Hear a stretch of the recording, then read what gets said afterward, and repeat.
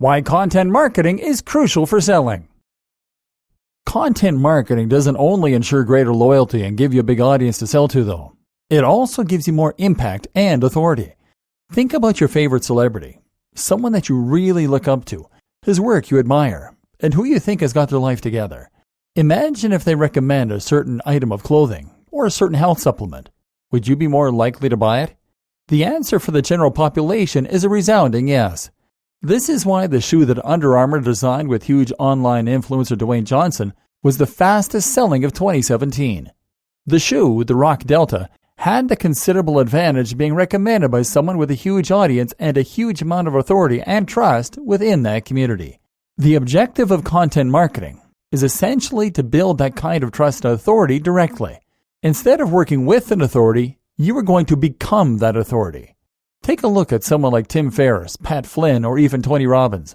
These are people who offer value through their blogs and their videos, so that when they have something to sell, they have millions of people waiting to buy from them. Everything they release is a hit, which is because of the groundwork they put in at the start. The same goes for YouTube personality Elliot Hulse, or bodybuilding site tnation.com. These are sites with fans, not just readers. How content marketing creates fans and buyers. We've seen the basics of how content marketing works, but now let's dive into it in a little more detail. What is a precise process that converts a first-time visitor into a rabid fan? How does content marketing take someone from a cold lead all the way to a buyer? Well, first, the content is what will help your new visitor to discover your site. They will search for a specific topic, and your site will come up in the search results. Or perhaps they will see a post from you on Facebook that a friend has liked. Either way, they'll then click on the link and read your site. But this alone isn't going to be enough to turn them into a real fan. In fact, they'll likely just leave your site and not come back. They will probably scroll down the page so fast that they don't even see your logo, and then they'll just navigate away as soon as they're done. Days, weeks, or months will pass, and the same thing will happen a couple more times. By coincidence, they will end up on your site. It's at this point they'll start to recognize some of your branding, and they'll note that you are running a pretty decent gig here. They'll make a note of the name of your brand, and the next time they search on Google, they'll look for your site's name in the search results.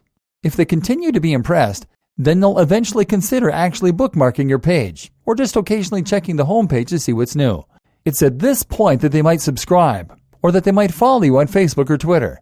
It's at this point that you just took your visitor from being a cold lead to becoming a warm lead. And now, when you come to sell something, they will be very likely to be interested. Not only will they be the first to hear about it because they're reading your content regularly, now they'll also know who you are. They'll trust you to be able to deliver high-quality content, and they'll know that you know your stuff. Imagine if you read the website of a photographer every week, and the photographer shared tips about how they create the perfect photos, what tools they use, and how every job is important to them. If you read this often enough, you'll likely come to respect that photographer's point of view, and you'll know at least that they have a deep understanding of their craft and that they take it seriously. Now imagine that you need someone to take some photos for your website, your wedding, or another event. Who would you consider asking first, assuming they were local? This is the power of content marketing, and it's something you can see used effectively in countless sales funnels and by many other marketers. Think of it this way. If you landed on a website and the very first thing it did was to try and sell you something, what would you do? You'd probably leave. You never asked to buy something, and more to the point, you have no reason to trust the person selling. It looks like spam, and you leave. This is considerably different from being a long-time reader of a blog and then learning that the writer also has a book out. This is a much less invasive way of discovering a product, and more to the point, you know something about that blogger. You know that they know their stuff, and you can trust them. They have built a brand through their content marketing, and that means you'll feel much more comfortable handing over your cash. I like to think of this in terms of dating. Trying to sell to someone without first establishing trust and authority is just like approaching a stranger on the street and asking if they'll come home with you. They don't know you, they don't trust you, and they'd be annoyed at the interruption. But if you have done the groundwork by chatting, dating, and demonstrating you're a nice person, then you'll earn the right to ask them home. An example, Tai Lopez. Let's take a look at one example. Tai Lopez. Tai is a controversial digital marketer and a household name thanks to a series of adverts that show on YouTube before other videos. He is responsible for the "here in my garage" meme that has been doing the rounds online. And if you spend any time online, chances are you will have encountered him. While you might find Ty's in-your-face marketing strategies to be irritating, like most people do, the reality is that they work. We know they work. Otherwise, he wouldn't have been able to make so many using the profits from his previous videos. The success partly comes from how annoying the videos are. Ty is bragging about his sports cars and books, and his attempts at authenticity are so thinly veiled you can almost feel the slime. This is all part of his strategy, of course. As Trump showed us, no publicity is bad publicity. Being irritating and controversial gets people talking, and that is great for business. But what you can also learn from Ty is a pretty immaculate example of content marketing. Content marketing does not just mean blog posts. It also means videos, pictures, and really anything that can be considered content. The first video from Ty, then, is an example of content. This is the point at which a viewer is a cold lead. They didn't ask to be watching this, and they have no reason to want to stay tuned. The first thing Ty does, then, is to establish authority. He does this by showing off his cars, by referencing the fact that he gave a TED Talk, and by talking about money a fair amount. Now, the audience knows he knows his stuff. He shares some of his personal backstory too, in order to establish trust.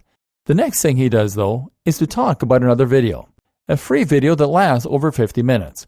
This is important, because the video is not only apparently great value, 50 minutes for free, but is also an opportunity for him to build more trust and authority. If Ty were to tell you to buy from him as soon as you watch the YouTube video, you probably wouldn't. You would ignore the video and carry on with your life. At this point, he hasn't done enough to prove himself to encourage you to buy from him. But now imagine that you've just watched 50 minutes of content on top of that advert. Now you know just what value, I guess, Ty is able to provide. You like what he has to say, you trust him, and you've been given more reason to consider him an authority in his field. It's only at this point that Ty will now begin to try and sell to his audience. By doing this, he has now earned the right to sell, and the audience is more interested in buying from him. They're hopefully now convinced that he is a money-making guru, and if they want to achieve some of his success, they might consider investing in one of his books. This is a typical sales funnel, which in turn is a system that is designed to take someone from the first encounter with a brand all the way to wanting to buy from the creator. A funnel will almost always start with something free, a free taster, and then encourage more and more engagement, right up until the point where it tries to make a sale. But this sales funnel, like all sales funnels, also relies heavily on content, making it an example of content marketing as well. If you want to build trust and generate sales from your own website or blog, then you need to mimic this process. And it starts with amazing content.